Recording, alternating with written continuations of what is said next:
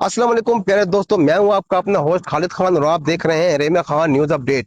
प्यारे दोस्तों, इस टाइम मैं मौजूद हूं रहमान कॉलोनी और यहाँ पे फैजान अली जिसकी उम्र 14 साल थी, जो खबर मजीद तेजी से सोशल मीडिया पे वायरल हो रही है। आइए हम फैमिली से बात करते हैं कि मजीद तफसील से हमें आगाही दें कि वो इस सिलसिले में क्या कहते हैं। जी।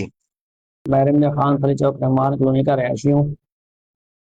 खुश नसीम मेरा नाम है। छोटा भाई मेरा फैजान, जिसकी उम्र तकरीबन 14 साल है, 11 बजे के 12 बजे के दरमियान गया चीज लेने के लिए, दुकान पे गया, वापस घर नहीं आया वो।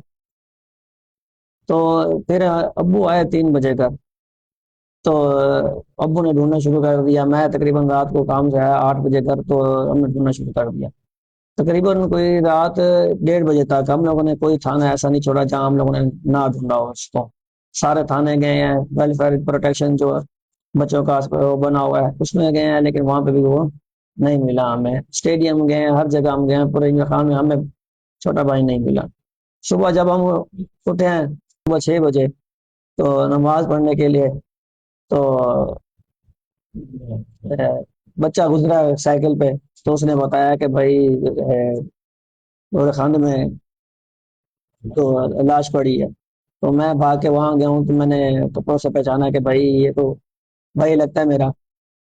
तो फिर मैंने जल्द से 115 पे कॉल की, 15 पे कॉल की, तो फौरन ही थाने वालों ने, गाड़ी आ गई थाने वालों की। तो फिर उन्होंने कहा कि भाई आप हाथ ना लगाएं तो शीशी आएगा। तो शीशी के साथ फिर उन्होंने कहा कि आप भावलपुर से टीम आ गई। टीम आने के बाद भाई सीसीडी वाले आए, तो पोस्टमार्टम के लिए ले गए। पोस्टमार्टम कराने के बाद फिर हम घर वापस आए, तो रात का जनाजा किया तकरीबन 9:30 बजे। सोशल मीडिया पे बहुत सी बातें गर्दिश कर रही हैं। कोई कह रहा है कि आप कोई मोबाइल छीना है, कोई कह रहा है कि इस तरह मस्जिद में वकूआ हुआ है, कोई कह रहा है कि ऊपर से गिराया है, कोई कह रहा है कोई औरत का मसला है। ये बातें गर्दिश कर रही हैं, क्या कहना चाहेंगे आप? ये सब झूठा बातें बना रहे हैं। मेहरबानी करें, अपने फेम के लिए ये काम मत करें।